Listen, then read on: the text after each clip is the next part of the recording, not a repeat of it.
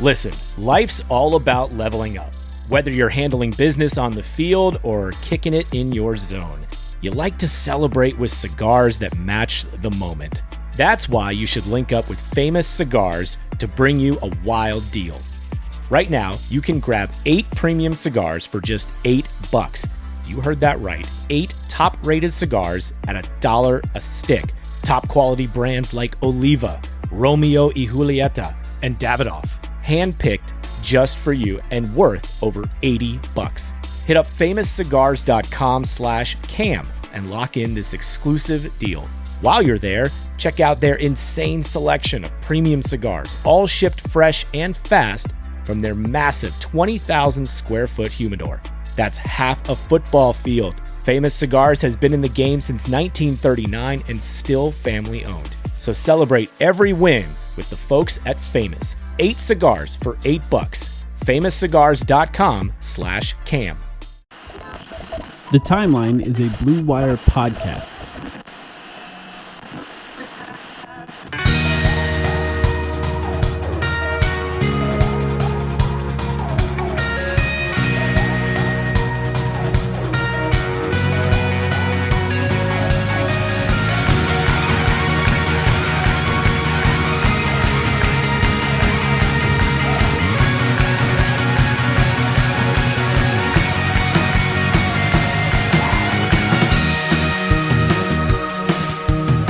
Welcome to the Timeline of Phoenix Suns podcast. We are back. We're back!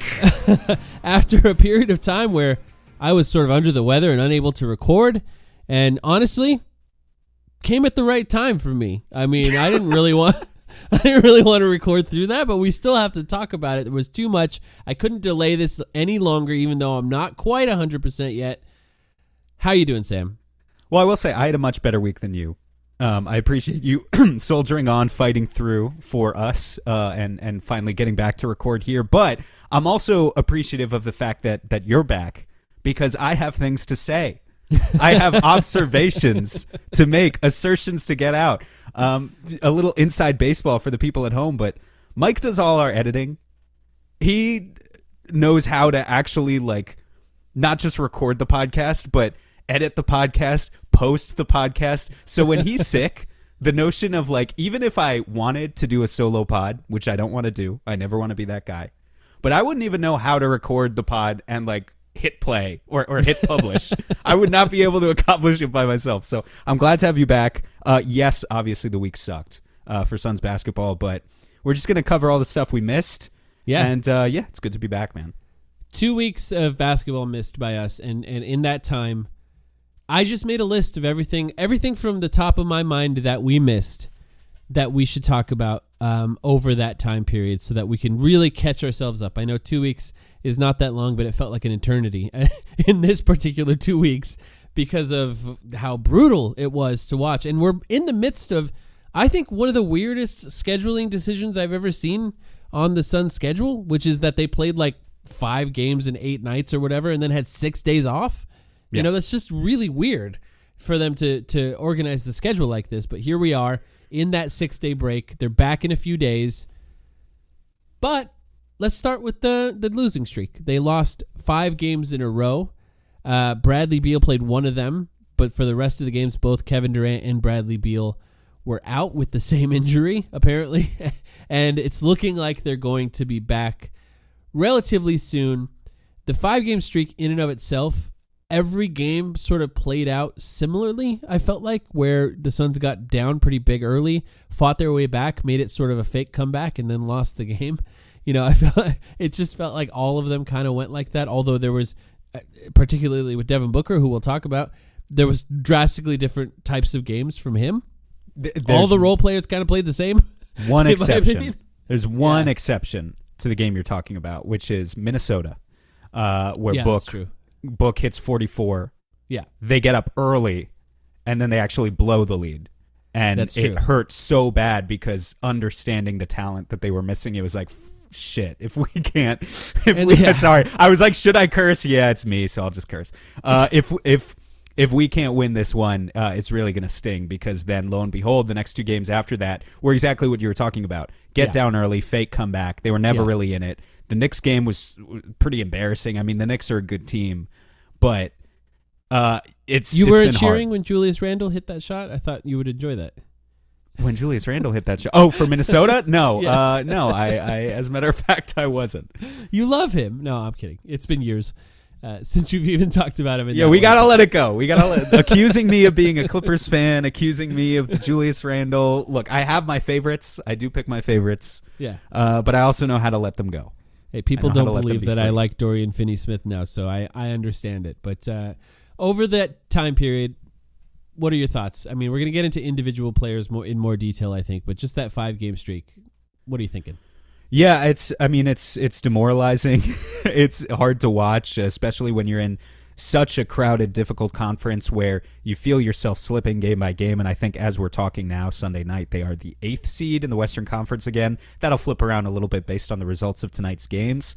But then you look over in the Eastern Conference and it's like, oh, look, Milwaukee's getting their shit together a little bit. And, you know, they get to be a fake 5th seed all of a sudden because they're under 500 or whatever, Yeah, right? right. A tale of two conferences. So it's tough. You know, I at times was impressed by their willingness to compete. Mainly when I say that, I mean the young guys. So, you know, and also the guys like Josh Okogie, again, who, you know, I thought had some good performances for Josh Okogie.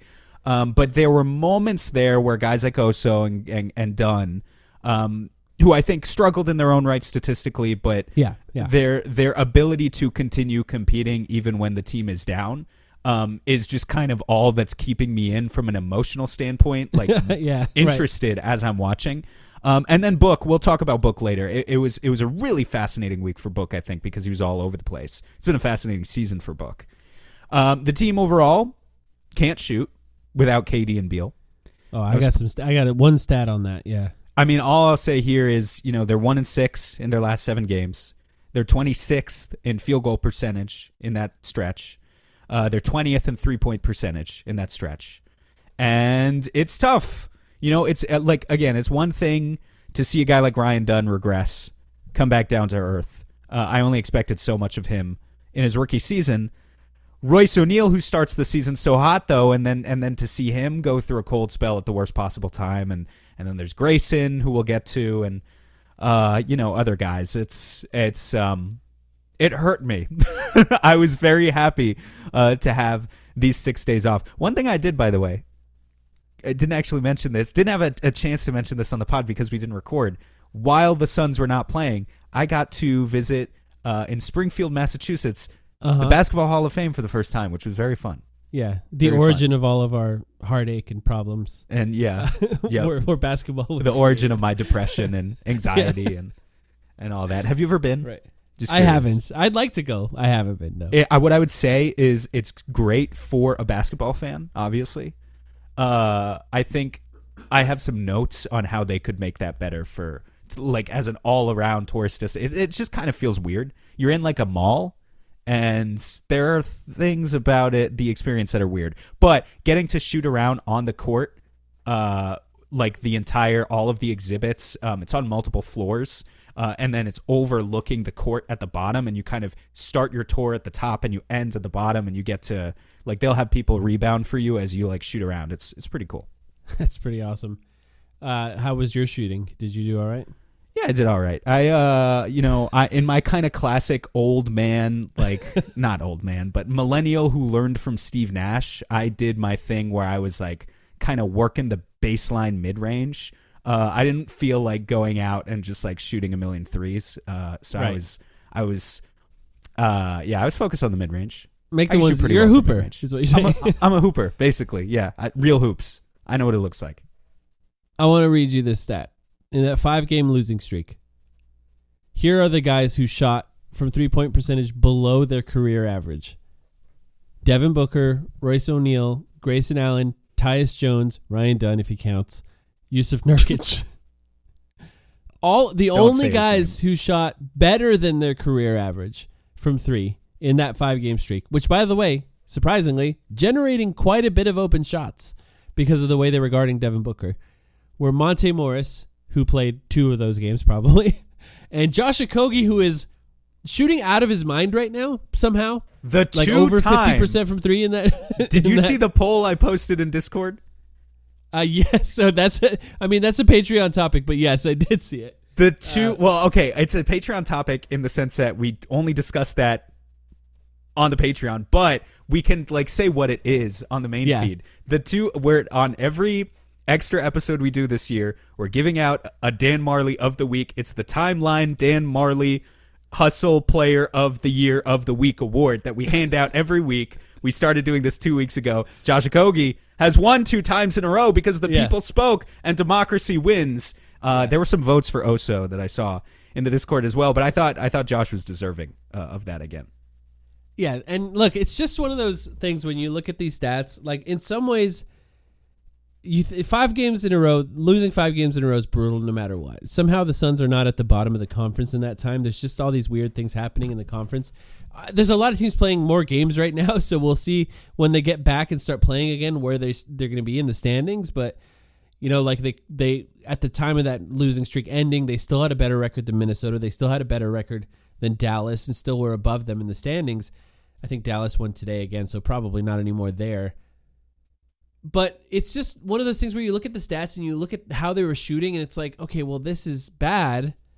But it's also just like, it seems a little bit like the perfect storm of things happening all at once for them to lose like that. Because obviously without Bradley Beal, without Kevin Durant, they're going to struggle to create. Devin Booker is the only true shot creator left on the roster. They have a bunch of guys who could potentially shoot wide open threes.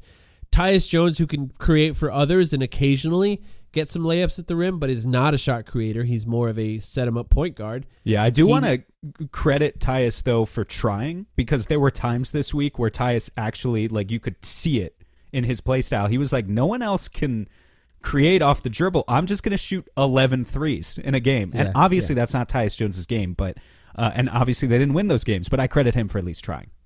So if they're going to trap Booker, which almost every team did, Minnesota, by the way, the one team that really didn't do it for most of the game until the fourth quarter, and that's how he ended up with 44, and he kind of has to give it up, right? And then they have to create out of the short roll, or if you can find the guy with a single skip pass to a shooter, then they're going to shoot off of that.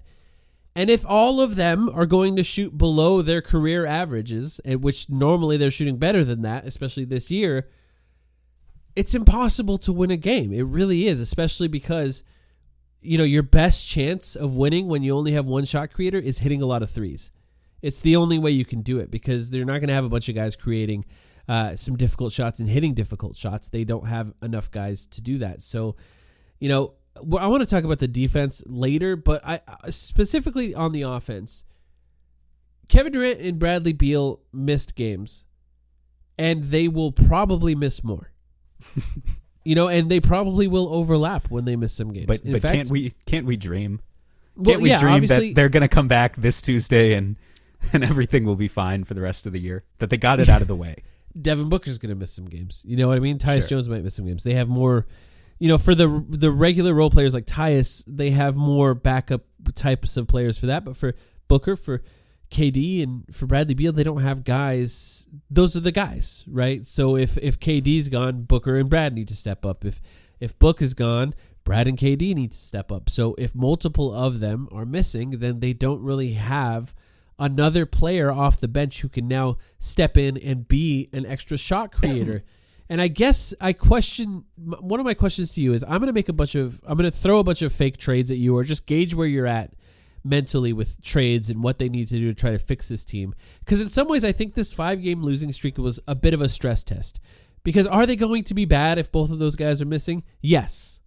You could just look at the schedule. You can look at the guys that are missing and say, okay, we'll be lucky if we win a couple of these.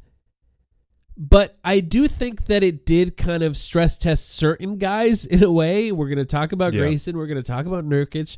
That is a little bit concerning. Yeah. And maybe to some people, Devin Booker will have that conversation too. Is there a missing piece off the bench for this team? No. Like, do they need someone who can create a shot for when these guys are missing in the regular season? I'm glad you went here. Well, okay, I am glad actually that you specified regular season, because I think there's this general idea, you know, you're not alone in posing that question. I've seen that from a bunch of people, kind of, asking, does this team need more shot creation, essentially.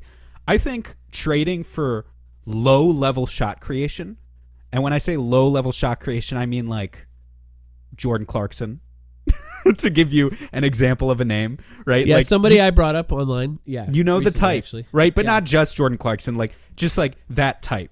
Guy who's not really a high-level playmaker, kind of has a little bit of tunnel vision, maybe not, maybe undersized for his position. In his case, a bad shooter right now. But yeah, 3-point I don't even know what he's shooting this season. He's shooting in the 20s this season and last season. 2 seasons in a row where he's not hitting over 30% from 3. I mean, I've never been enamored by his game, but I think those are the types of guys, if you want to sign one of them in free agency, fine.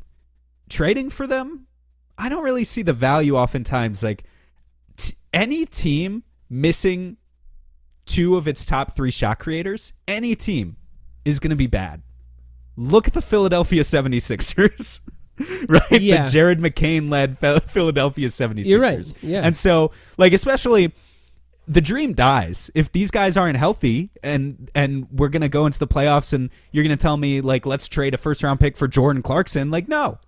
This team is not going to be good enough if Kevin Durant and Bradley Beal can't live up to what we are expecting of them, which is that they can play 65-plus games and that they can be there and be prepared when this team needs them. I think there are much more pressing issues on this team. I'm happy that you have all these trade ideas. I can't, like, it's great that we're officially in that season now, and I'm ready to respond to all of them. I just think, like, low-level shot creation is not the way to go to me. There are other things. This is not one of the trades I'm throwing out later in this podcast, but I'll just bring it up now since it's just a thought. It's been on my mind. Bogdan Bogdanović. Would you rather have Bogdan Bogdanović off the bench, and injury concerns are there obviously with him, or Grayson Allen, for example? Like, because the idea to me when I look at this team is Grayson's making a lot of money to come off the bench for a guy who can't create a shot at all, or for himself or for others. And I wonder if there's a world where there is that spot occupied by someone who could do 75, 80% of the stuff Grayson does, plus also create some shots for himself and for other people. Yeah. So that's just an example of a player that exists that could potentially do that. Bogdan, to me, is certainly better than like a Clarkson type. I respect his game more. I still think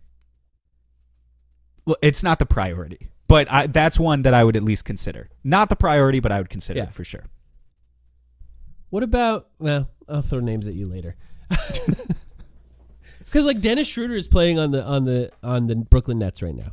Yeah, and he doesn't make a ton of money, and he's playing really well, and he played really well in the Olympics for Germany. Yeah, that's fake. That's fake. I know, but like there is a world where if those guys are missing, he could average 20 points a game. Mm-hmm. Like that, and you don't want him to do it constantly. And yes, there's a world where he also takes the ball out of their hands consistently.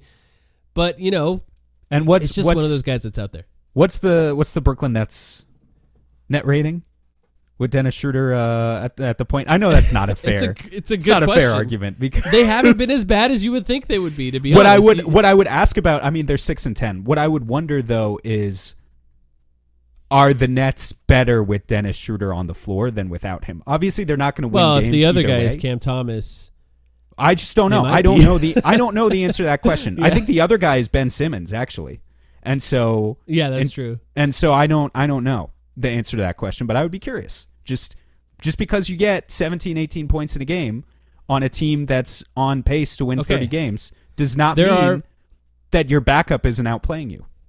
There are 1, 2, 3, 4, 5 players in the positive for net rating on the Brooklyn Nets. We're way off topic already, but hey, that's fine. We have a lot to cover. It's been the people crave content. They've missed number one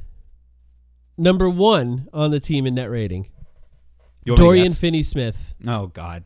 All right, who is plus 7.3 on a bad team? That's pretty impressive. That's actually really good. Yeah. Number 2, Nick Claxton at 5.6. Number 3, Tyrese Martin, who doesn't count because he's only played 4 games, so we'll just throw him out. Yeah, it doesn't count. And number 4, so the real number 3 is Dennis Schroeder. Okay, who's plus 1.9. All right, you hit me with the stats. I have to respect the numbers. Yep, it's currently a true shooting percentage of 58.7%. Just efficient guy who's creating shots. I don't even want him on the Suns necessarily, But I do see a world where they win more regular season games and have a better chance to have a higher seed in the regular season, and maybe don't have to play KD, 40 minutes a game. If they have somebody who can also create off the bench. Are we sure that Monte Morris can't just do that though? Are we sure? No, I don't mean, know. there were We're times barely playing right, him, yeah. to be honest. And if he was on Brooklyn right now, yeah, right. He might average 15 points a game.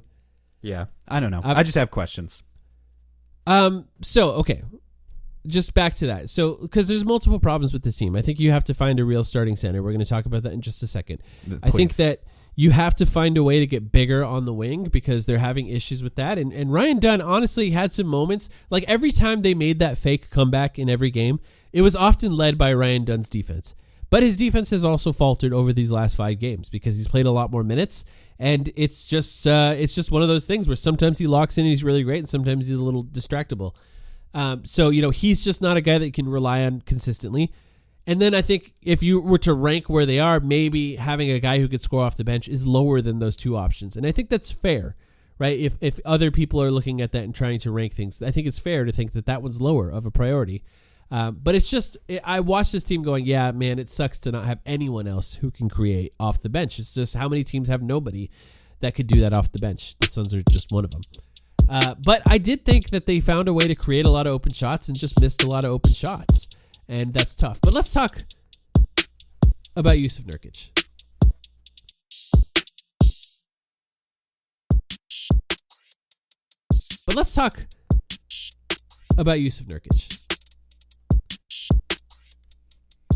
I talk about stress testing this team, right? Long pause. To really let it sit. I just, we're talking about stress testing this team and trying to figure out, other guys need to step up when guys are missing. And there was a few games where he was actually pretty good, I think, Nurkic. Most of the season, he's been really bad. And I think there was a stretch in these 5 games where the whole team was bad. When they're all healthy, right, and they're all playing well, it sort of stands out how bad Jusuf Nurkic can be when he's bad. Because it's like he's taking down lineups that have Devin Booker and Kevin Durant in them. But there were stretches defensively where he was the main pigeon on the floor against these teams, and they were just attacking him over and over and over again, and he could not keep up. And then he wasn't bringing anything on the offensive end to make up for it. Can I point out the one game in this stretch where the Suns were actually competitive against Minnesota? How many minutes did Nurkic play in that game? I have no idea. Do you have it in front of you? He played 13 minutes. It's interesting. He was pulled super early in the game. I have a declaration to make. You've been asking me about where am I on the Nurk alarm, like the Lunk alarm at Planet Fitness, but this is the Nurk alarm. Yeah, right. Where have I been all season? I think I started at a 4. First time you asked me. Yeah, you did. Second time you asked me, where was I? Like a 6.5. Where were you that time? Like maybe a 5 or something. Yeah, I've been I was higher than you at first, and I've stayed there. 5.5, 5. Yeah. Yeah, I'm done, man. I'm fucking done. I'm at a 9.5, 10. I'm done. I'm done, Mike. I welcome you to try and convince me. Oh no, I'm not gonna. Why I shouldn't be done. Yeah. And I'm sorry to certain segments of the Suns watching population if it took me too long to get here. But I think he earned that from last year.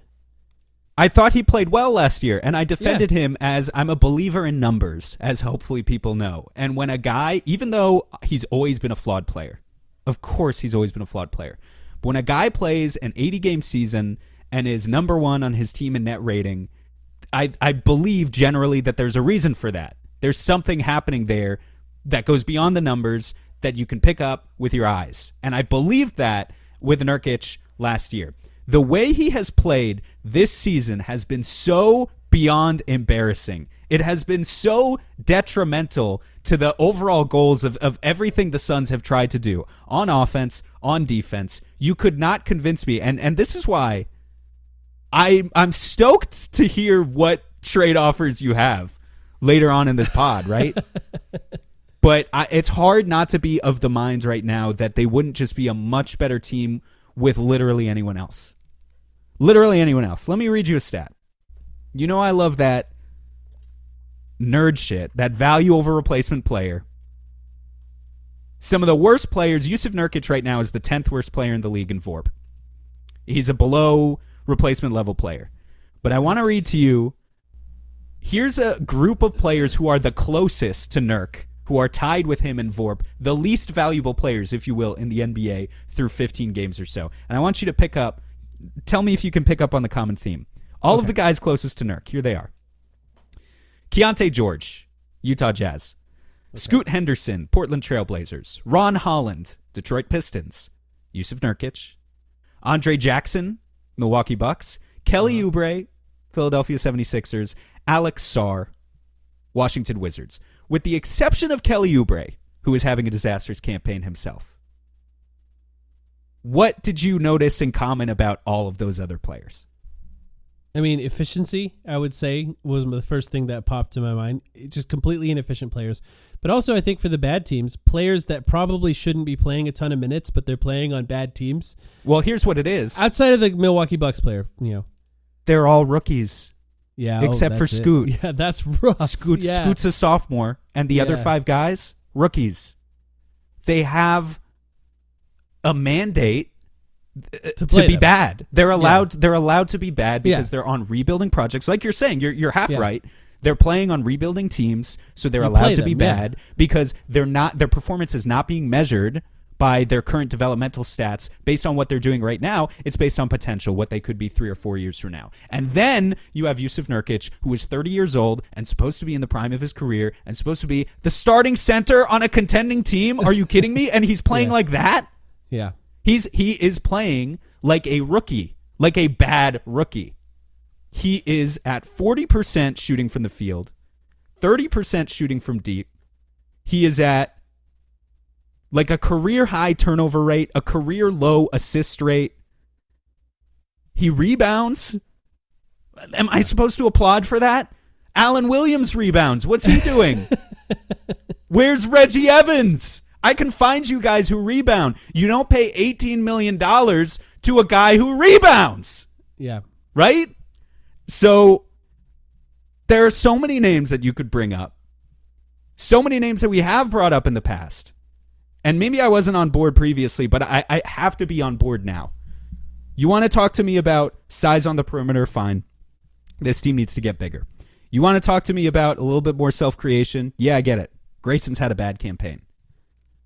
But what the Suns need above anything else right now is just a guy who Bud can plug in there and be confident that for 20 minutes, we're good.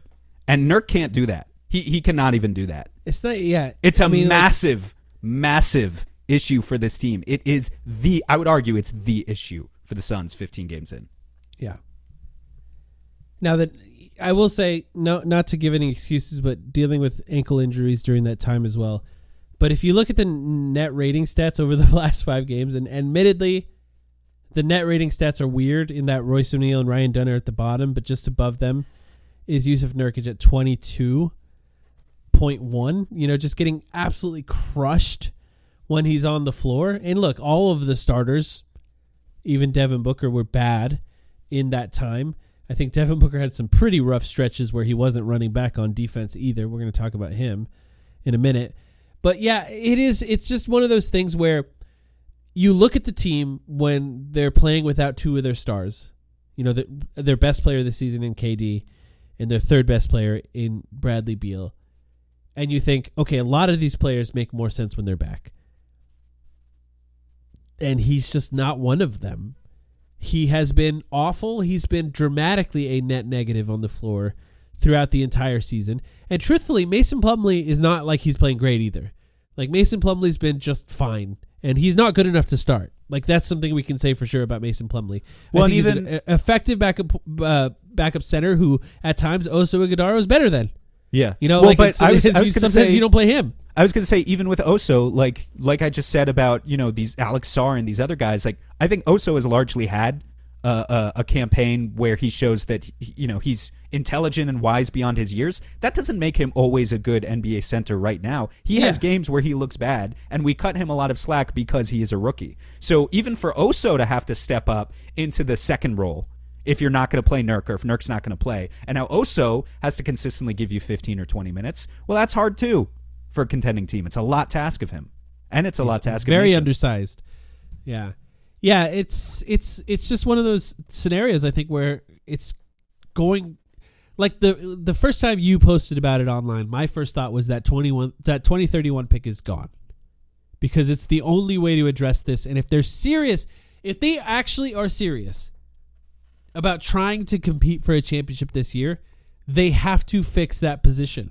Now, I agree with you. There are other things that could be fixed, but this is the number one thing that if you want to prove to the fan base, if you want to prove to the stars on the team that you have faith that they can be good. And by the way, I'm not sure about that. I'm just not sure. They have to prove it at some point. But if they upgrade that position in any way and sacrifice future assets to do it, which is going to hurt, don't get me wrong, it's going to hurt, then that is what you have to do in order to prove that you believe in it. Now, if you don't do it, that says something too. You know, either the value isn't there, you can't make a trade, or honestly, like you said, it could be anybody. Like, find anybody, and it might be better than this because he's just a negative on the floor constantly. So I'm very curious to see what they're going to do as the season rolls along. But we're at the point with him where he can't catch the ball. He's constantly turning it over. He occasionally makes threes now, so that's like a good update or upgrade for him. Like, that's something that he can kind of do now. But then he's a target defensively. He's not moving his feet well, and I don't know. Can't make layups. Cannot make layups. I mean, I know he couldn't make layups last year, but he's like 6 or 7% worse this year. It's like, how did you go from being the worst finisher in the NBA to the worst finisher in professional basketball anywhere? He's so bad at finishing, right? And yeah, I mean, I defended him for a long time. It was under the pretense of, well, you know, I think he's actually more defensively versatile than people give him credit for. And I understood the rebounding was elite and all that. But I think we're truly at the point where the way Nurk is playing right now, his only NBA skill today is rebounding. And if your only skill is rebounding, you got to get him out of here. There's other guys who could do that. Yeah. Go get Day'Ron Sharpe. You're Enes Kanter. Yeah. Who actually Enes Kanter can finish. Yeah. It's just not a good situation for him, and we'll see what they do. Another guy who is on the trade block that I wanted to talk about is Grayson Allen. And Grayson, by the way, did you see that Grayson Allen said that he actually weighs the same as he did last year? I actually didn't see that. He said when he talked about gaining weight, he was talking about from his rookie year to now. I mean, he's asking us to deny what we see with our eyes. He's clearly bigger than last year. Just look at him. Grayson Big Brother Allen is asking you to deny the evidence. You just look at the photos. They took team photos, and you can compare the ones from day one last year to the ones from day one this year, and he's bigger. He's larger. And look, is that the reason he's shooting worse? I don't know. But he has not been effective as a player this year, and I think we're at the point with him, I think, as well as Nurkic. It's not nearly as bad of a situation, as dire of a situation. And honestly, I have a lot more faith that Grayson could play better going forward if they just, keep him and he plays through it. I also think we've seen more evidence of games this year where he's okay. Not like he's been, but amazing. I think he's been a negative this year. Yeah, I agree with that just too. Overall, he's been a negative, Like, he's turning the ball over even more at a higher rate than he ever has. He's not hitting his shots. He's missing wide open ones, and he's making weird decisions with his drives and when he shoots and doesn't shoot. And, it's a situation with him where there's just something going on up in his head. And I'm not exactly sure what it is. And maybe it's not all that. Honestly, maybe it is that he gained some weight and he's trying to figure out that shot with his new body. It's a game of inches. A little bit of changes can change that. I don't know if that's what it is. I don't think it's crazy for people to wonder if that's what it is. I definitely wonder if that's affecting his shot overall. And I don't think it's really added much to his defense either. So it's not like it's, making him a better overall player because now his defense is better. I looked at the stats over the 5-game streak. He shot like 37% from three during that time. That was so much better than what I thought it was. And it's not even good. I mean, it's not terrible, but it's not what you expect from him. It's lower than his career average. It's way lower than he shot last year. And it's still just one of those things where I'm like, he could potentially be a trade chip this year. And he's playing himself out of being valuable even from that perspective. And that's really bad for this team that needs to potentially improve. I think a shooter of his caliber is gonna get it back sooner rather than later. So, like, if you're concerned about the what his value is as a trade chip, I still think there will be a plethora of teams come February interested in a player like Grayson Allen. Now, on the whole, he might have a much worse season than last year. I don't know if he's gonna get that back. I don't. Yeah. But I trust him for the most part. You know, I it's a confidence thing with him. He opened up the season. It was tough. And at a certain point, like, the decision making, you're right. I mean, this is something I resisted for a long time. Because you've always said Grayson Allen is a bad passer. Secretly a bad passer, yeah. And I would tell you, no, he's fine. He's not a bad passer. He doesn't turn the ball over that often. But if you back him into a corner and make it so that he doesn't have that faith in his shot anymore, and he feels like he needs to put the ball on the floor with a sense of urgency, he makes bad decisions with the ball. You are correct. He can't play in the short roll, for example. And the Suns have quite a few guys that are pretty good in the short roll, actually. Like Royce O'Neal has been pretty good this year in the short roll. Oso Ighodaro has been pretty good in the short roll so far this year. Even Ryan Dunn, I think, has been trusted in that scenario and has been okay, not great, but better, I think, than Grayson Allen has been.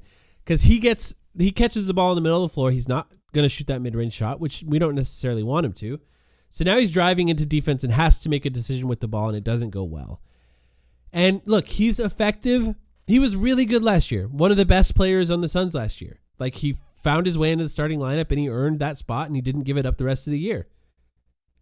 They need him to play better if they're going to have any chance of winning a lot of games this year. They can't have... Look, Royce O'Neal was playing like Grayson Allen for a while there. Right? He's not going to do that now. We've seen Royce O'Neal. He came back to earth with his shooting stats. Still been better than Grayson overall as a player, but they just need... I don't know what it's going to take. They need Grayson to find a way. Maybe in this 6-day break, he's fasting. You know? When is Ramadan? Yeah. Ramadan. Put a little Ozempic in his water when is Nurk going to convert Grayson? I think Ramadan is not until like March, by the way, so that's not going to save us. But yeah. So I don't know. I hope he plays better, and I've been concerned. That's all. Let's talk about another guy that people have had a lot to say about. That's Devin Booker.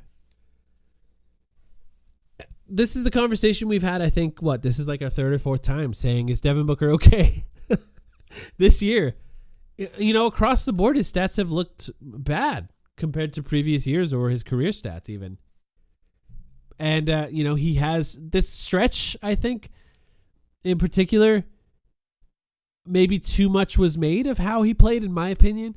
You know, over the 5-game streak, 25, 5-3, which is not enough to win games, obviously, because they lost them. And you would want, if star players are missing, you would want him to score more than he was on the average, right? You'd want him to be up there scoring 30 a game and they're winning games or whatever. But the way that a lot of teams played him, he was trying to trust his teammates to make plays to win, and they weren't doing it at times. And maybe that was the right choice at times, and maybe it wasn't. But I don't know. Where are you at with how Devin Booker's played so far? Yeah, I mean, I still think Book is kind of the same guy he's always been. And, in other words, not a cause for concern for me. Our friend Gerald at PHNX did a deep dive on the numbers and, basically was trying to remind people of what I think both of us have said as well. Like, guys, he starts off slow all the time. It's like basically an every year occurrence for Book, and then he catches fire like halfway through the season. He's not playing himself into shape exactly, but I think playing himself into the new system. And this year is no exception. And so, like, maybe the numbers look bad in comparison to his overall career stats, but he often starts off the season shooting, say, 44, 45 from the field, 34, 35 from deep, whatever, and then improves as time goes on. As for, how to counteract what is the obvious defensive strategy against a only Devin Booker Suns team, which is going to be throw doubles at him. I don't know why, by the way, Minnesota decided to come out in that game giving us a chance by not doing that. Because you're right. It was the one game where they were like, all right, we're going to play him straight up. And he had 25 by halftime. It was like, okay, that's a strange decision, but... So he still has it, right? He's trying to make the right plays, and in those games, the right plays was for him to score, right? Yeah. he is always going to be a guy who plays to what the defense gives him. And so I think that's also a source of people's frustration towards Book. It's, well, why can't you just force it? Would we be a better team if you forced it? Truthfully, I don't know the answer to that question. I want to say that Book is a tremendously smart basketball player who understands that he needs to build up the proper chemistry, the proper morale with his teammates, that he's going to have faith and trust in those guys, because come playoff time, he's going to get doubled. He has to skip a pass to Royce O'Neal or Grayson Allen or whoever, and Tyus Jones in the corner, and trust that guy's going to make that shot. And I do believe that. On the other hand, I'm looking at teams like the Orlando Magic, and I'm seeing them win games on the backs of, Franz Wagner, who's now their only self-creator because Paolo went down for several weeks. Yeah. And Franz is He's winning. been amazing. He's winning Eastern Conference Player of the Week. Yeah, he's scoring averaging 27 points a game. Yeah. Averaging 30, 10, and 10 basically over the past couple weeks. And there is a small part of me that is like, well, what if Book did just force it? Would it look more like that if he did? So I don't know. I myself am conflicted with him at times. Well, see, actually, that kind of plays into my next topic I was going to talk to you about should the Suns be 28th in defensive rating if KD and Beal are out? Because over that 5-game streak, they were 28th in defensive rating with KD and Beal out. KD, don't get me wrong, one of the best defenders on the Suns, if not the best this year. Beal? I mean, Beal's not been terrible. No, but he doesn't have this game-changing defensive role for this team, where if he's out, the defense is going to sink in the net rating or in the overall defensive rating. What you're not, so yes, you're absolutely right. What you're not thinking of, though, good offense is good defense, because yes, that's exactly right. If you make a shot, they roll the ball up the court. They have to get into a set offense. Therefore, you have a set defense. You miss a shot, they can go transition on you, and that's where the Suns are. I'd hazard a guess. If you looked into the split stats, the transition defense is the set defense hasn't been the good Knicks either. Alone, but yeah, and also part of this, when we're digging into 5 games at a time sample sizes, we can be honest, that Knicks game was bullshit. Yeah, in some ways, the shooting was out of control. Yeah, they didn't apply any pressure to Brunson. That is absolutely true. But also Brunson, I don't know what it is that he just hates this franchise. Yeah, should we focus on him playing here? Because apparently, that's the guy that should play in Phoenix. Because apparently he can't miss 3-pointers here in this city. Well, that would be a fun role reversal, given how obnoxious Knicks fans have been about Devin Booker for the past 5 years. I will say. That's true. We got a rich owner now. I don't know how they compare. The Knicks shot 50% from deep in that game. We'll start recruiting his dad, by the way, to the coaching staff. The Knicks shot 50% from deep in that game against us. I'm not going to defend our defense. 9 threes in the first quarter. Right. But then they go out to Utah the next game and shoot 30% and lose. Yeah. And so there is an element of luck. I think the weather does actually matter here in Phoenix. To be honest, they're all over the place freezing their asses off. They come to Phoenix, they feel pretty good. They go outside during the middle of the day. It's 70 degrees. I also think bodies feel good going into those games. There's something to the idea that you let Mikal Bridges, you let Campaign come in here, and they get a warm welcome. They do. I'm not one of those people who's offended. You talk to some Suns fans and they're like, "Oh, anyone who's a former Sun that comes back here, we should be hostile. We should be malicious." And personally, I'm not. By the way, Mikal Bridges. Mikal Bridges is the player who had a pinned tweet about never wanting to leave Phoenix, who was traded against his will to Brooklyn to play for his shitty team. Yeah, I understand not giving him a negative. Hard time. I'm not like that either. In fact, I think that people who cheer for the people instead of the jerseys, if you will, they are probably a little more mentally a little smarter about their choices than me personally, who cares more about the jersey and who wins at the end of the game than I probably should. Caring about the people is more of an empathetic, natural human thing to do. But yeah, look, it is a 5-game sample size, but the defense was pretty bad for most of that time. And I just watching it going, look, there's a lot of things going wrong. I think missing shots and giving up transition plays over and over again, that's going to hurt. Nurkic playing really badly and on 2 hurt ankles, that's going to hurt you too. Ryan Dunn not playing up to what we expect him to do and asked to do more than he should be asked to do over that time. And honestly, the worst stretch defensively by Devin Booker that we've seen in a really long time. He Yeah. was not good over those 5 games defensively, often giving up on plays halfway through or Tyus, not running back in transition at all. No secret either here, right? But Tyus shouldn't get off the hook either. As a guy who's playing 30-plus minutes on this team, I think he makes a positive impact. I've largely loved the Tyus Jones experience, but he's a target. He will always be a target, and that's going to be something we have to, kind of reckon with and maybe figure out as we tweak this roster for hopefully the playoffs too. But yeah, Book's been really bad.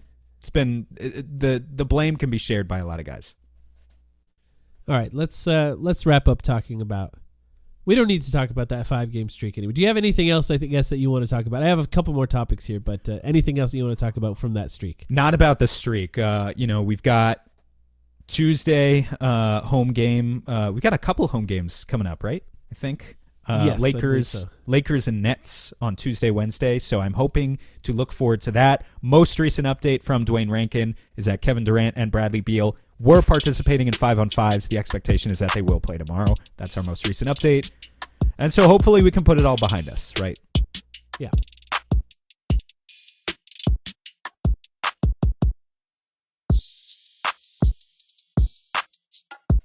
I made a list of things that happened, like I talked about earlier in the podcast, right, over the last 2 weeks that we haven't had a chance to talk about. And one of the things is that Matt Ishbia went on to ESPN when the Suns played on ESPN the night of the Knicks game. During the day, he was on their sort of daytime NBA TV shows talking about Kevin Durant and his extension. He strongly implied that he didn't sign an extension this year, which would have been a 1-year extension, in order to wait for next year or after the season, where Kevin Durant can then sign a 2-year extension and then have, I think it's like $120 million or something on that extension, a massive extension to keep him in Phoenix longer. And he said he hopes that Kevin Durant will finish his career here in Phoenix. Now, I wanted to talk about this because, look, I think it's fine. And it's actually what we expected. It's something we talked about over the offseason, that they're probably not going to sign it now. Keep an eye on it. They have an opportunity to sign a longer one next year. That's all something that was sort of in the ether. Shams talked about it. Woj talked about it. Whoever was working at the time. And I think this is something that Matt Ishbia has to say.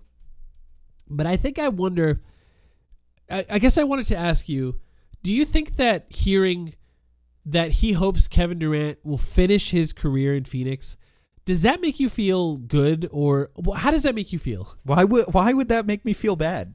I guess I just don't understand the insinuation. Perfect. I'm glad you asked. When players are ending their career, how do they usually end? I mean, yeah, right. Chris Paul looks pretty good this season. Yeah, I mean he does. By the he looks way, fine, right? And on right? a team that's what, like 11th? Are they 11th on a team? Yeah, fuck that though. On a team that would be 4th in the East, I don't know. The Spurs are playing pretty well. They're like 1 game behind us in the standings, so we don't have a lot of room to talk. Yeah, I mean, do you think KD is going to be the type of guy who plays until he can't walk? Yes, I think first of all he'll play less and less and less as the years go on. Sure. And I think he has been. First of all, we'll preface all of this by saying he has a legitimate MVP case right now this year. Legitimate, if you look at this by the numbers, because of how good the Suns were when he plays and how bad they've been with him out. He's been awesome this year and has been really great throughout his time with Phoenix in general. Excuse me. But I do think age will start to impact the way he's playing. And Sure. Usually when you talk about players finishing their career with teams, you're talking about players who have the fan base has an emotional connection to them. They have won championships, for example, or they have at least gone to the NBA Finals or had massive playoff moments for those franchises, so that the fans of that team can say, we didn't let him go, they rewarded him for it. And as players who now are free agents in the future, they can look at that franchise the way the Lakers did with Kobe and the way LeBron probably thought about it with Kobe in Los Angeles and said they paid him until the end of his career because of what he did for that team. Dirk with the Mavs, Tim Duncan with the Spurs, other guys who, yeah. And I'll say it again, I don't expect Matt Ishbia to say we're going to be as advantageous about making sure this team is as good as possible for the longest period possible. And if that means trading KD in the future, we'll trade KD in the future to make sure this team continues to be good. Like, I don't expect him to say that. That would be insane for him to say that. But I think that, you know what I mean? Like, that's kind of what I think. They've won one series with KD. You know, what are they outside of that? 6-8 in the playoffs? You know, they've won 6 playoff games total, and they were all, you know, not last year, but the previous year. And, you know, it's just, it was one of those conversations where I'm hearing him talk where I learned more about myself and how I feel about this situation than I realized, you know, because I thought Matt Ishbia would say this kind of thing. I thought the timing was a little weird, but when I realized they were on ESPN that night, I realized, oh, he was just there to promote that game, and they asked him a question about it. But yeah, am I wrong? I mean, am I wrong about this? I'm curious what you think. Wrong. You're battling your anxiety, and we're going to talk through it. So when the Suns made this trade for KD, they locked in, right? And you're struggling to come to terms with the fact that maybe this championship window is not what you expected it to be. Now, maybe this could be the year. This could still be the year. KD and Beal are back on Tuesday, right? Who knows? You know, this could be the year to make you, Mike V. Hill, loyal to the Kevin Durant experience. But when we traded all our picks, bro, we were entering an unspoken agreement that this is it. This is our next, like, buckle up. This is your next 6-7 years. Will they entertain the notion of trading anyone on this roster, whether it be KD or Beal or at a certain point Devin Booker? Sure. Yeah, I still believe they will. But there is no better alternative than just re-signing KD. Maybe you can get him to sign a flat deal. Maybe you could even get him to sign a front-loaded deal. I don't know if that's a possibility to make you feel a little bit better. About, I don't care regression. if you're gonna re-sign him. Just do whatever it takes to do whatever. To just stay in the second apron. I mean, I don't care. It's not my money. Right. Obviously, he's going to get worse. But also, to be honest, the way the season is playing out so far, Kevin Durant's the least of my worries. Beyond his ability to stay on the basketball court. Yeah, that will always be one of my worries. It's true. It's true. And it was interesting to hear, and it was interesting where my thoughts went with that. Where I thought, good, you're saying the right things, Matt. And also, I hope they're not entirely set in stone, those thoughts. Because who knows? He seems like a stubborn guy. His mind is open. I guarantee it. Well, you're talking about being locked in. And that means that 20-31 pick is Let's on the go. table. How many trades do you have?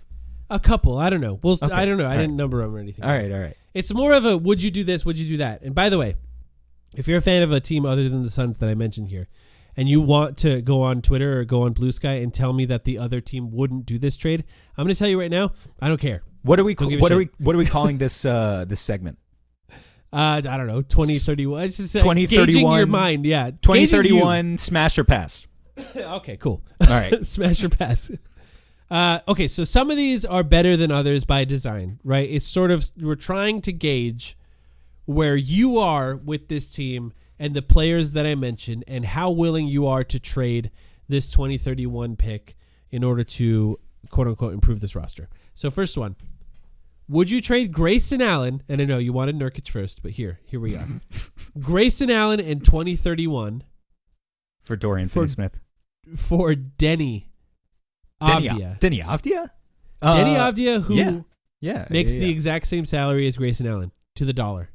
Yeah, I'd never even thought about Denny as a trade target, and I still sort of doubt that Portland does, but wow, Denny is not having a good season, folks. This is always a fun exercise because I get to look at people's stats for the first time. Have you looked at Denny's numbers this year? I have, yes. 37. I'm glad you looked. 37 from the field, 29 from deep. He is a much, much better defender than Grayson Allen. Yes. He is also and finished the season last year on like a stretch of basketball that was the best stretch of his career. He looked incredible for like the last 2 to 3 months of the season last year. He is also still only 24 years old, and he is signed to a long-term deal that is front-loaded, so I'd say yes. Okay. I figured you'd say yes to that.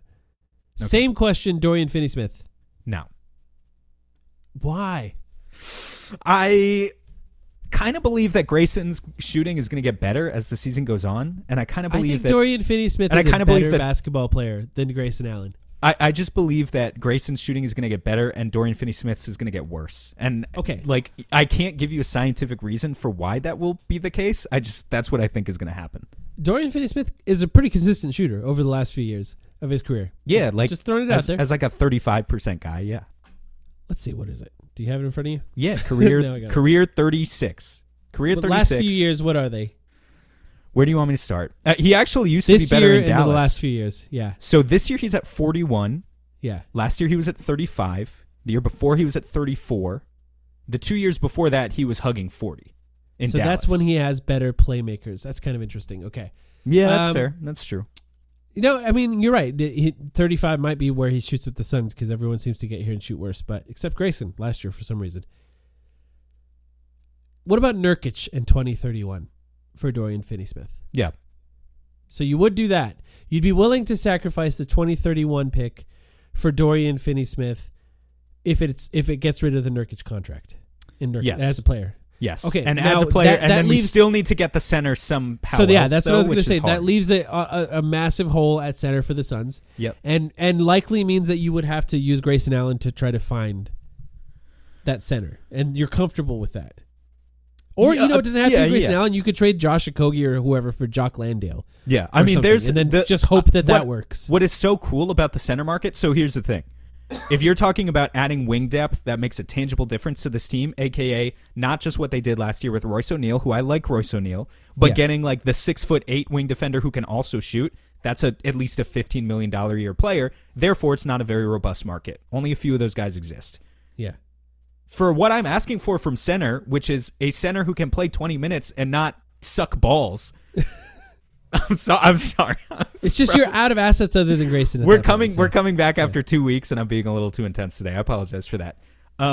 There are so many names though on the center market. There are so many guys who make between $4 and $12 million who can play 20 minutes at center for this team and do a better job than Nurk is currently doing. So I have a lot more faith that you can turn around and flip an asset like Grayson or like Okogie for one of those centers. Okay, so I have a follow-up directly related to that.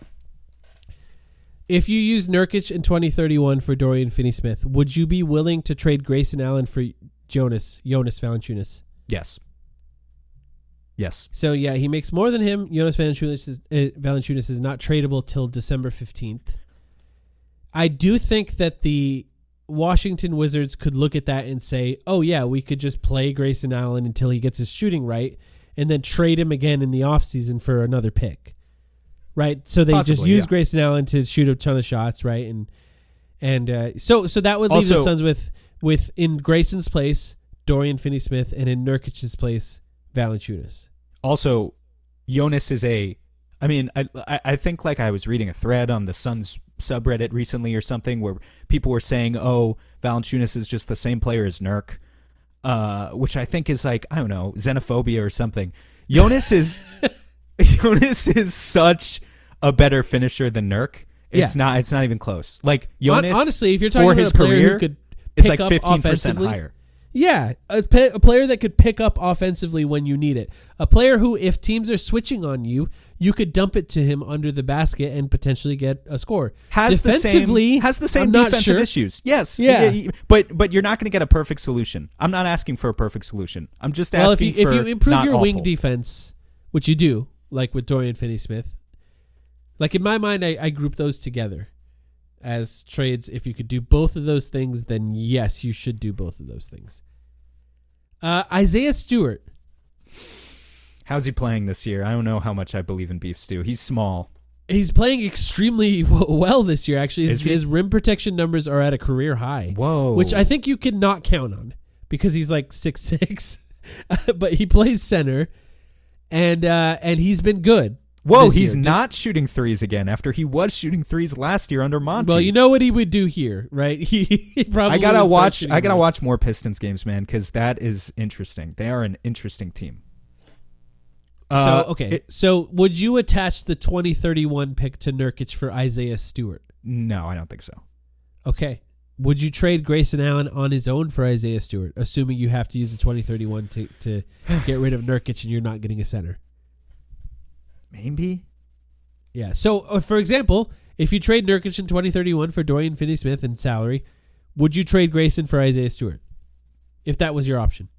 Maybe 60%. Yes, I need to be talked into it a little bit more. Let me I watch some beef stew film and get back to you on that one. I got How do you 3 feel about more. it? Would you do this if that happened? Options here. Okay, keep hitting. Grayson Allen for Robert Williams. No. No. Okay, so if you I traded, like Robert Williams. he's awesome. Yeah. I do not trust Robert Williams' health. Yeah, for a I playoff agree. series. I'm sorry. I agree. I'm out on that. He's a player like that him. after this contract may not play it again. You know, Yeah. like that's the. But when he is playing, and the Suns have Dorian Finney-Smith and Robert Williams, for example, that would be really good. That would be so cool. But I just fear that he's one of those guys who, just struck while, he just got lucky. He got hot at the right time. He would be awesome. Like the ideal version of Robert Williams, that Suns team would be incredible because he's a lob catcher who's really, really efficient and really good at that, and is a really good defender. He just can't trust him to be healthy, and that's a fair reason to say no to that. So let's say Larry Nance Jr. Oh man, these are some good names. Larry Nance is small again, though. I feel weird I feel weird about trading for these small guys. I wasn't expecting you to ask me about these small guys. This is the market.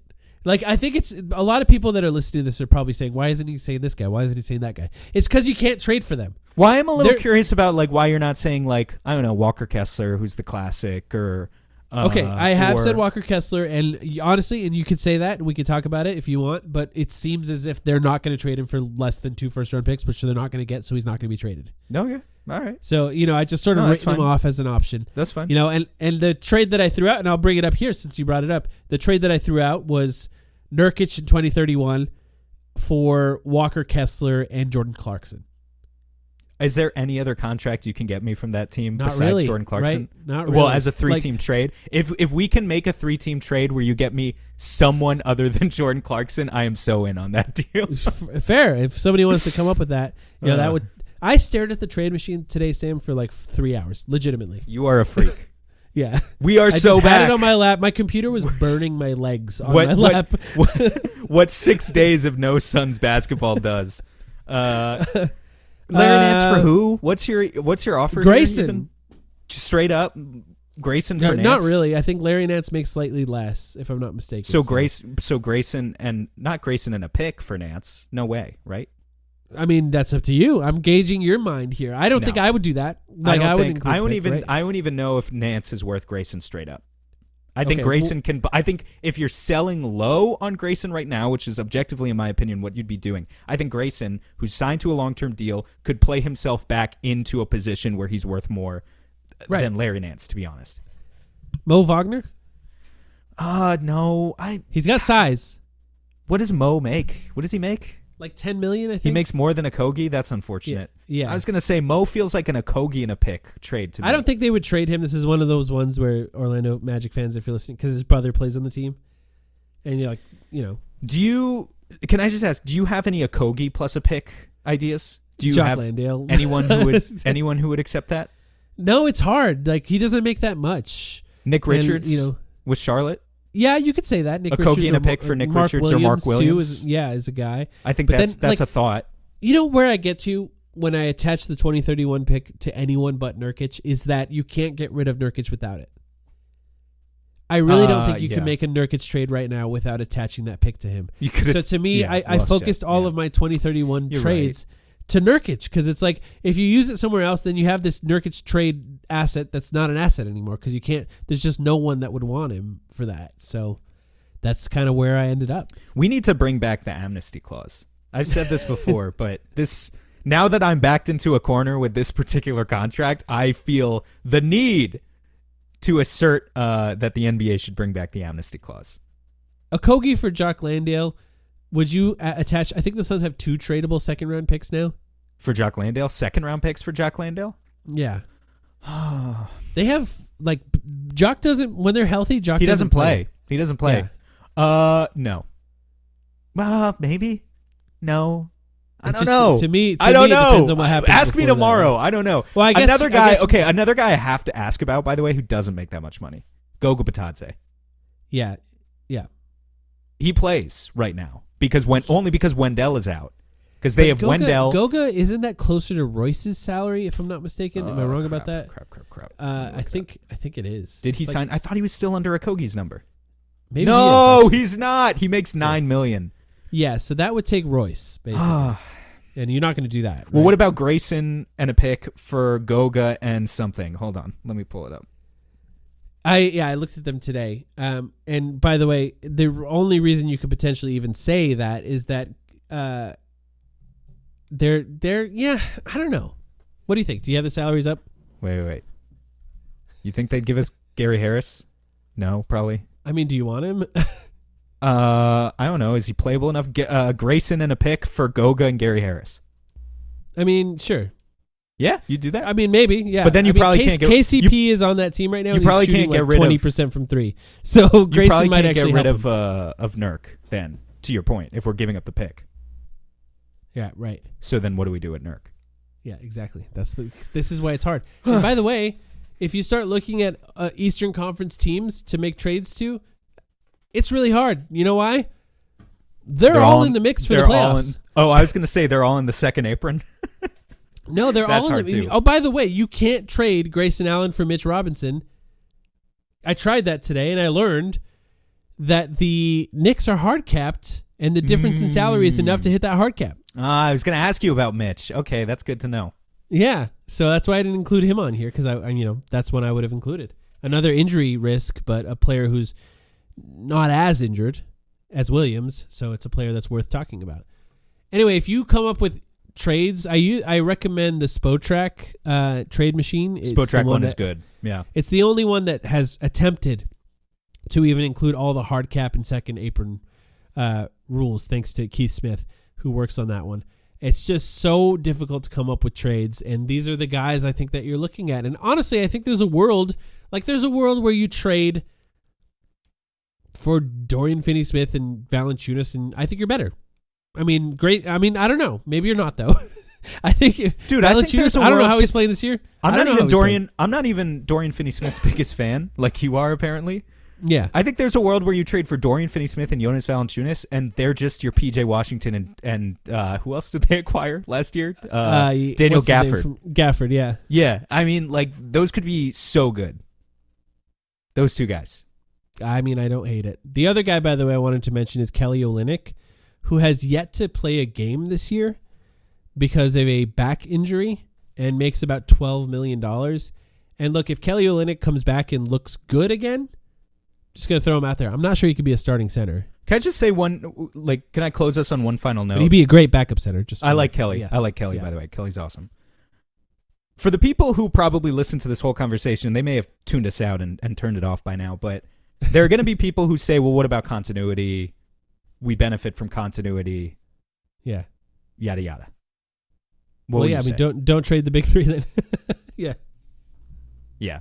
The big three are important, but I think rotating the cast of characters around them is just what good, smart teams do. And certain guys play better from year to year. I mean, again, I would just point at the Mavs last year. Mavs had no chance of going to the finals if they didn't make the midseason moves they did. That doesn't mean you're always going to hit on those midseason moves. But right now we've seen enough on a couple of these guys, and I think the Suns need to try. That's just what I would say in response to that question. Yeah. Grant Williams, by the way, part of those trades, tore his ACL. And so if anyone's making fake trades with the Charlotte Hornets, keep that in mind because he's not going to play the rest of the season as well. Tough year for fake trades.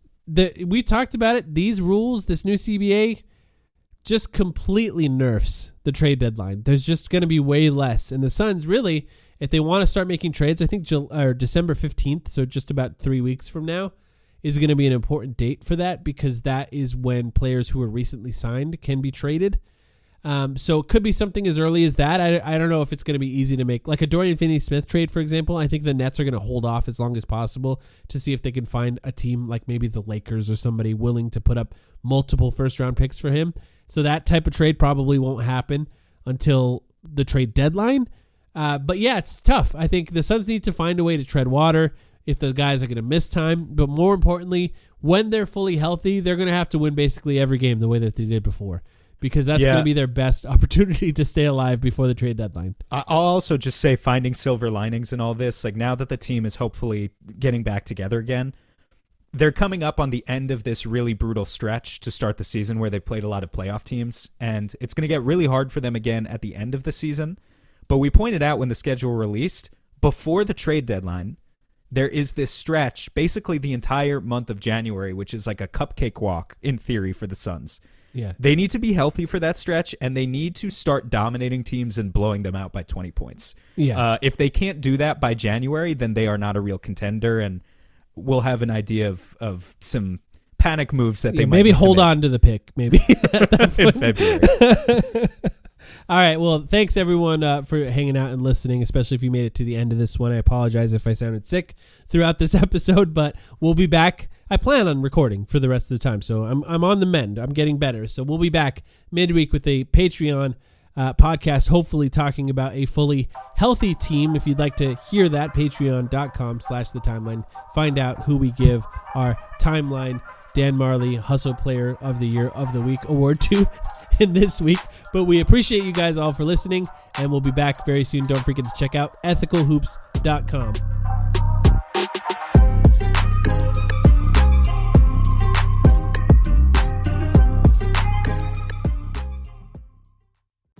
For over a century, Johnny Walker has shared its bold spirit with the game of golf. Now, crafted with Devereaux Golf, Johnny Walker introduces the Johnny Walker Blue Label-inspired Sunday Golf Bag, elevating the game with sleek design, Blue Label hues, and refined gold accents. Celebrate your hole-in-one with a premium Sunday bag crafted by Devereaux Golf. Submit proof of your achievement to johnnywalker.com/blue-in-1. Please drink responsibly.